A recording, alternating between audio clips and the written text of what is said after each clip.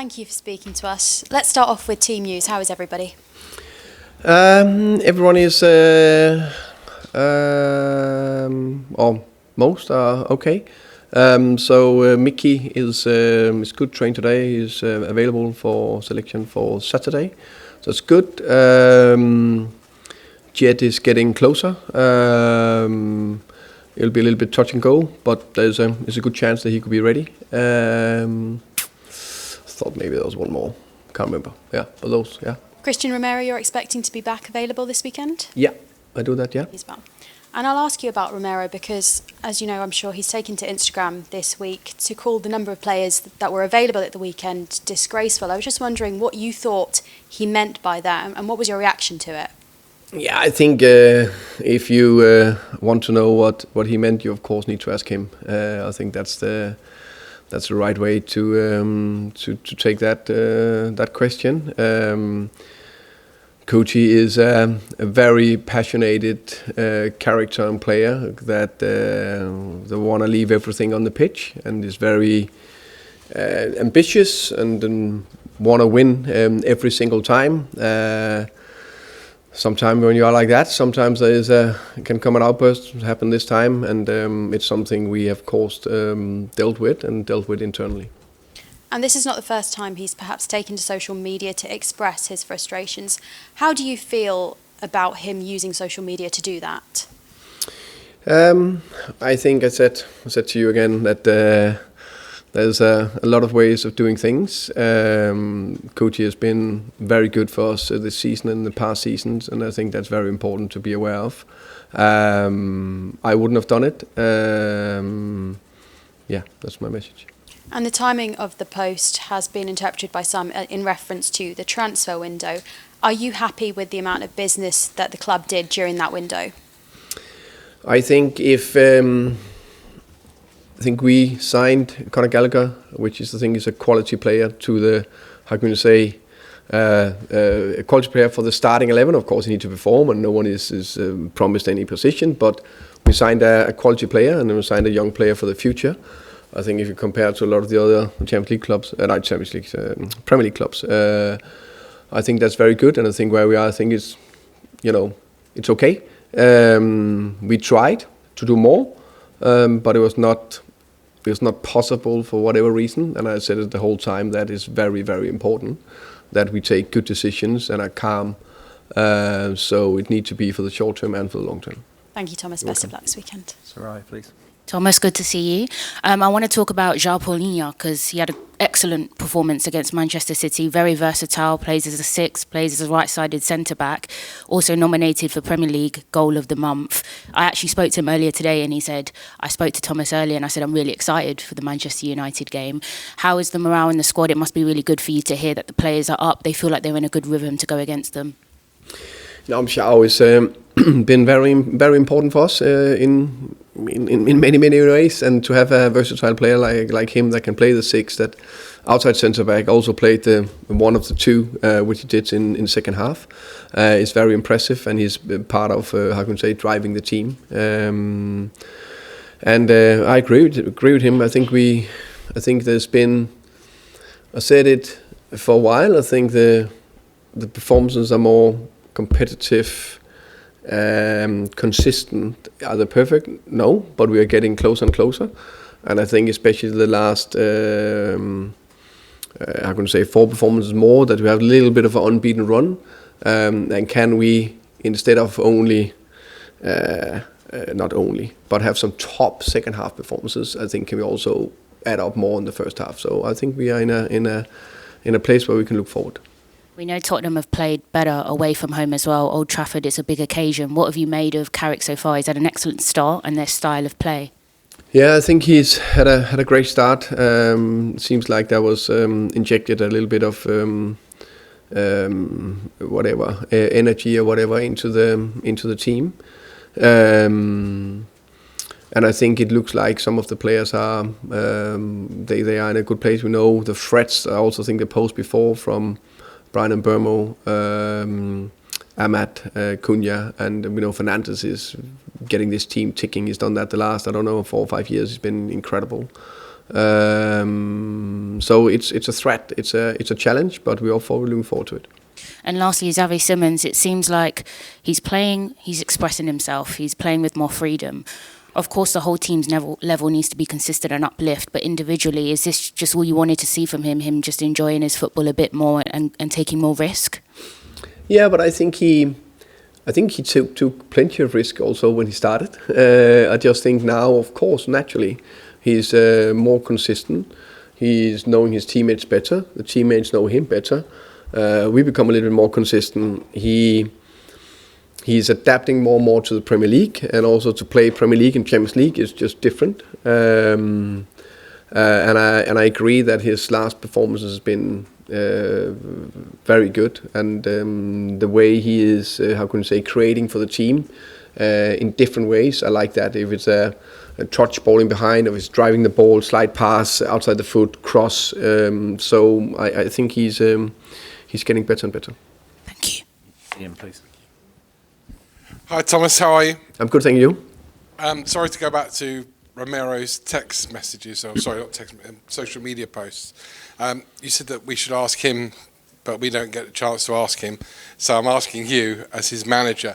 4 times now this season he's sent messages which could have either... 4 times? I think it's 4 times, certainly 3, that he could have embarrassed the club or has mentioned the hierarchy at the club. Just asking, do you think that it's acceptable, and do you think that having had a word with him maybe on a couple of occasions beforehand, it's maybe not getting through to him?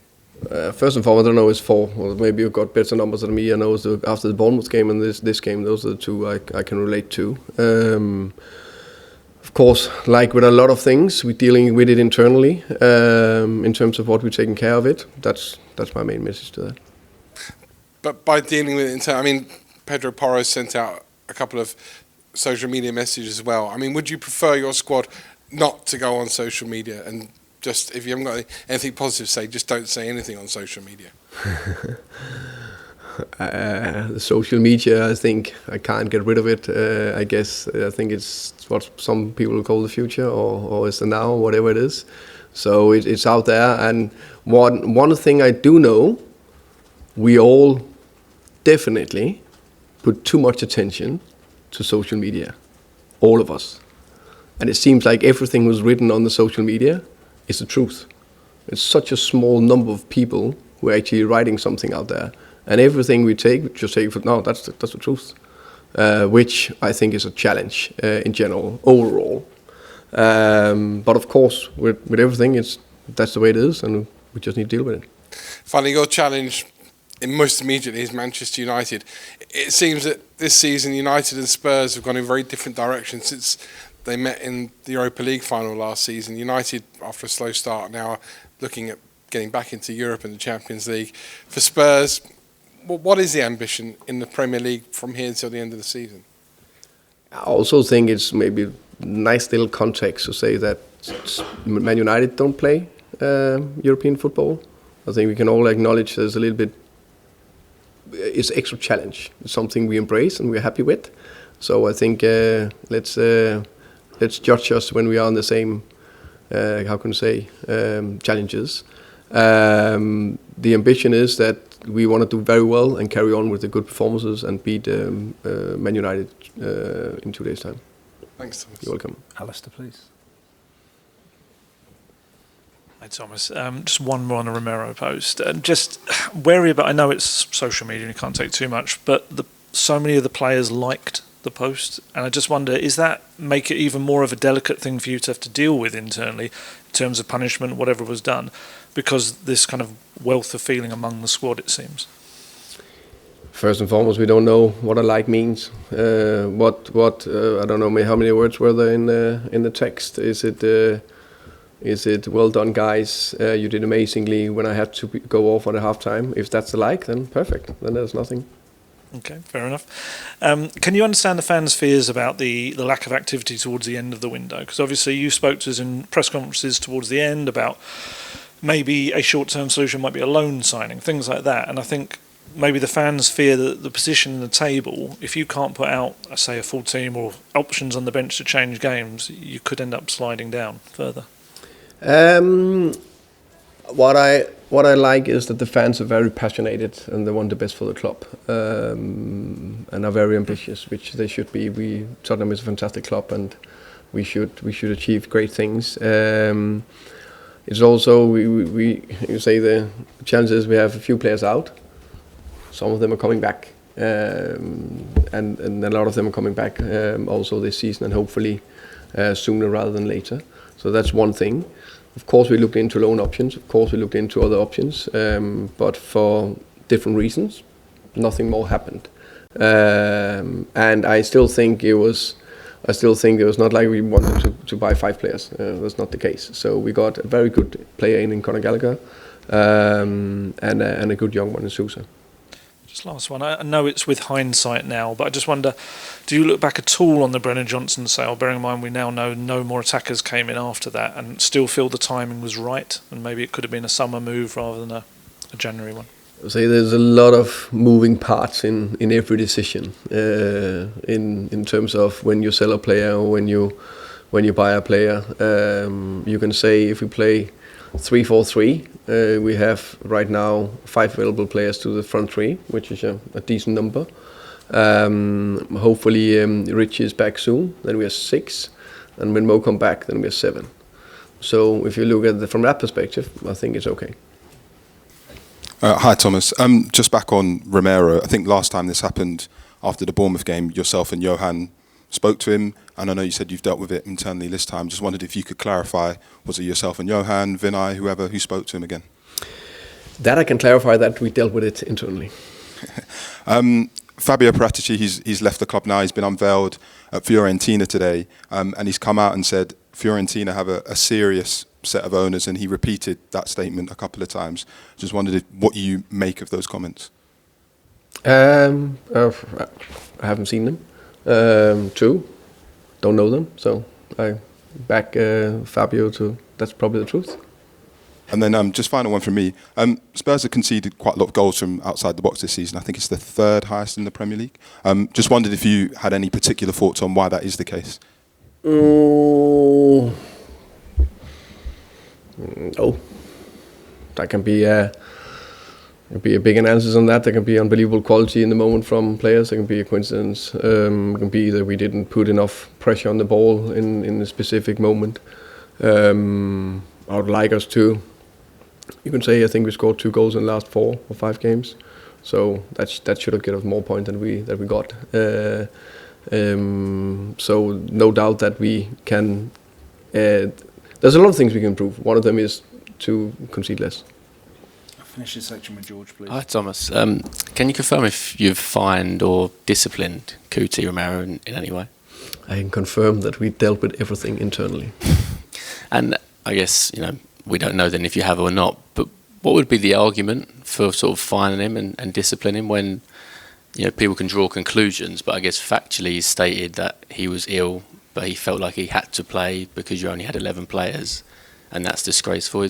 What is he said there that's not true, I guess? I think is the beauty of written text is that you can read a lot into it, and nobody really knows what was the purpose of it, except Cuti or the guys who've spoken to him, and everything is dealt with internally. And I guess, sticking with that, one thing that feels clear is that, Romero could easily have not said this. He could have kept his head down. The fact that he is speaking about this situation and how disappointed he is, I guess, it does show that he cares for the club, right?